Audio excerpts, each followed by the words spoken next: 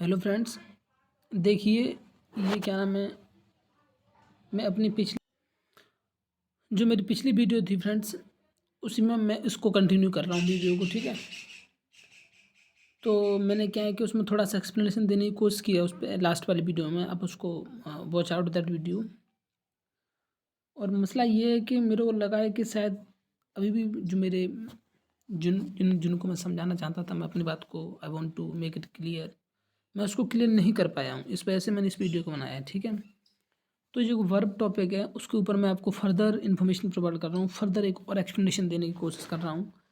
अपनी बात को मैं और आपको फर्दर एक्सप्लेन करने की कोशिश कर रहा हूँ। तो देखिए उससे ही एडिशन में है कि देखिए वर्ब को जब है ना, पहले तो आप ये देखिए कि वर्ब की डेफिनेशन देख लीजिए आप पढ़ के यहाँ से। Verb is a word that tells something about a person और a thing. Person about a person और अ थिंग या फिर एक्शन। ठीक है, जो भी कुछ होने या करने का हमें बताता है उसी को हम वर्ब कहते हैं। ठीक है, ये हिंदी में परिभाषा दी गई है। जो शब्द किसी व्यक्ति, स्थान या वस्तु के संबंध में कुछ बताते हुए काम के करने या होने को प्रकट करे उसे वर्ब कहते हैं। ठीक है, जैसे अब आप बात को समझिए। Now you understand it according to the example. उसमें मैं थोड़ा अलग तरीके से बताया है, तो शायद न क्लियर हो पाया हो आपको बात।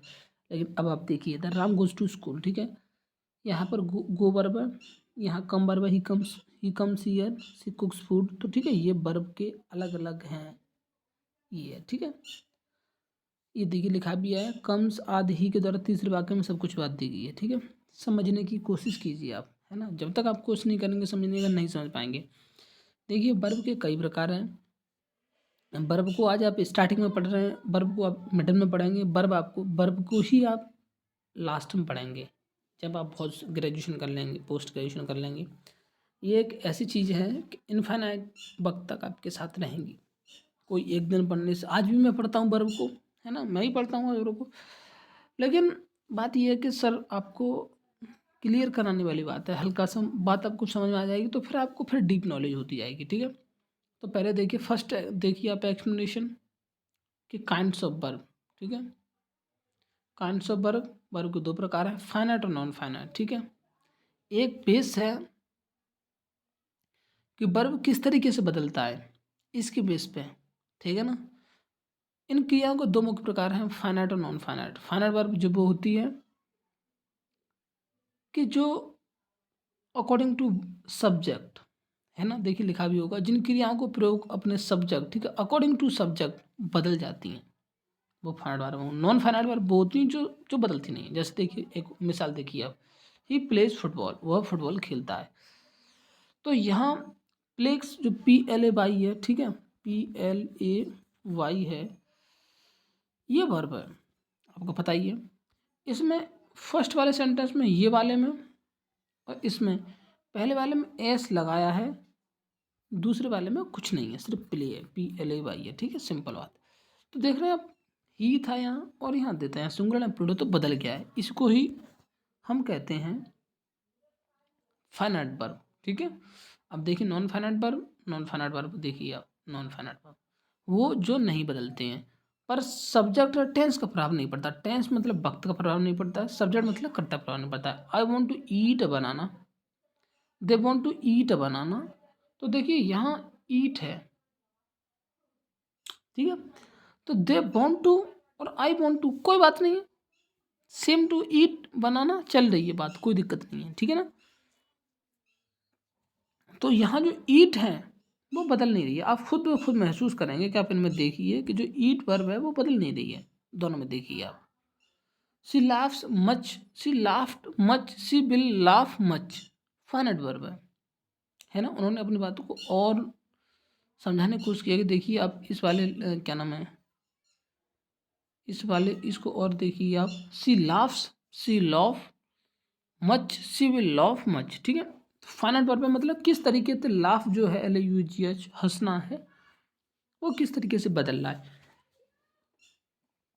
अब आप देखिए, अब इधर ही आप दूसरे में देखिए, नॉन फाइनाइट का उदाहरण है। वो जाना, he wants to go now, अब वो जाना चाहता है, और वो जाना चाहती थी, और वो जाना चाहेगी। तो इसमें जो गो है, गो पर कोई प्रभाव नहीं है, देख रहे हैं आप। तो ना सब्जेक्ट का प्रभाव है ना टेंस का प्रभाव है, कोई प्रभाव नहीं है। तो इनको हम फाइनाइट नॉन फाइनाइट कहते हैं। अब आप जानते हैं कि आज का जो दौर है वो दौर है कि हम स्पेशलाइजेशन चाहते हैं हर चीज़ में। ज्योग्राफी के देखिए आप कितने हिस्से हो गए, पॉलिटिक्स के देखिए आप कितने हिस्से हो गए। तो यह बात है ना। ज्योग्राफी में ह्यूमन ज्योग्राफी है, जियोमॉर्फोलॉजी है, बहुत सारी ब्रांच हैं, क्लाइमेटोलॉजी बन गई है, बहुत सारी ब्रांच बन गई है, ठीक है। पॉलिटिकल साइंस में भी देख लिया, इंटरनेशनल स्टडी बन गई, एडमिनिस्ट्रेशन की स्टडी बन गई है।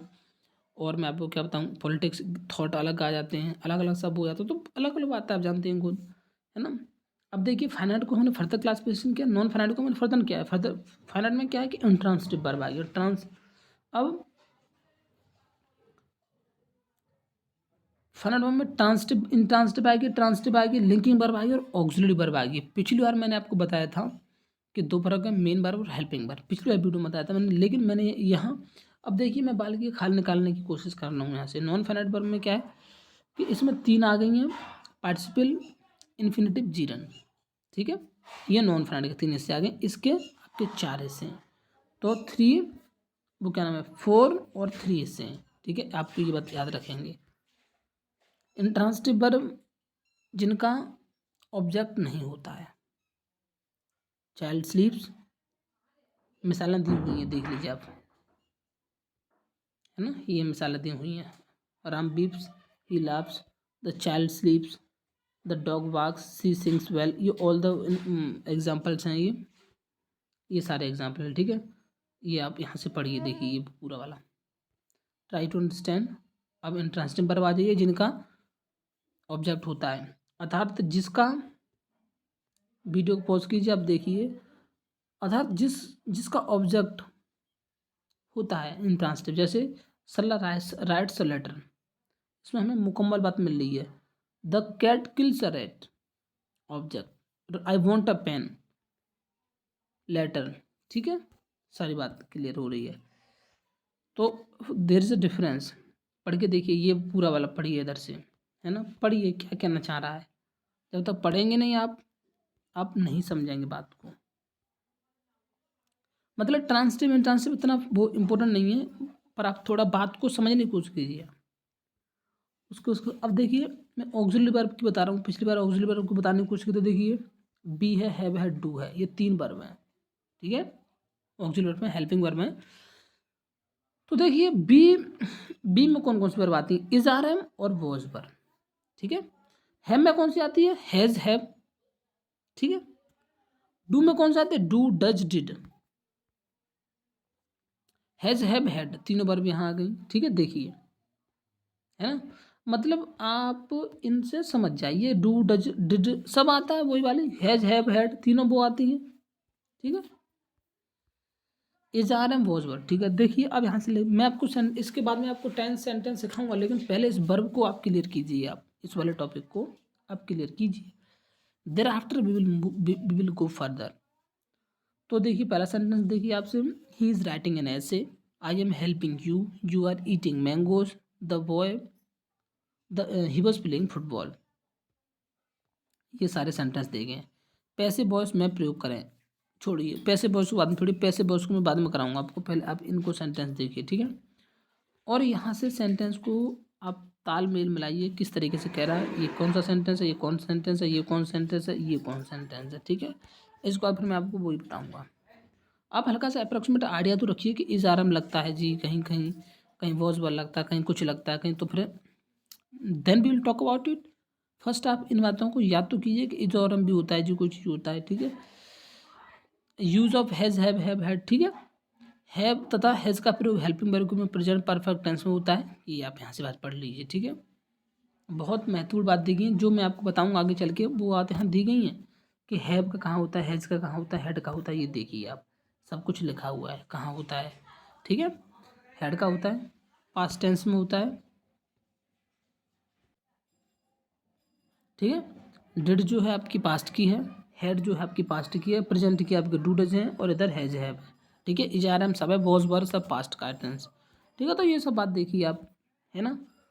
और इधर से आप अब देखिए क्या लगा, fill in the blanks with suitable auxiliary verb. अब इधर से प्रैक्टिस वाली चीज़ आ गई, है ना, इधर से आप प्रैक्टिस कीजिए, ठीक है। मैं अपनी बातों को फिर मैंने एक्सप्लेनेशन देने की कोशिश कर, मुझे लगता है कि आप इस बात को समझ पाए होंगे। इस बार मैं आपको एक बार फिर इसी पर वीडियो बनाऊंगा, मैं इन पर तीनों पर मैं फर्दर जो वीडियो बनाऊंगा आपके साथ, इन सब का मैं यूज़ बताऊंगा आपको, और इसी वीडियो के साथ मैं बनाऊंगा आपको। लेकिन आप जब तक के लिए आप इस वीडियो को देखिए, समझने की कोशिश कीजिए। अगर नहीं आता तो मुझे कमेंट कीजिए and let me know and then answer your question कि आपको कहाँ प्रॉब्लम आ रही है। मेरी कोशिश ये है कि आपको समझ में बात आनी चाहिए, और आपकी कोशिश ये रहे कि आप चाहे मेरी वीडियो से देखें चाहे कहीं से भी देखें, लेकिन चीज़ें आपको, you must know how the things are going on. Okay, so thank you for watching this video and have a nice day. And if you like it, then hit the like button. Okay, thank you friends.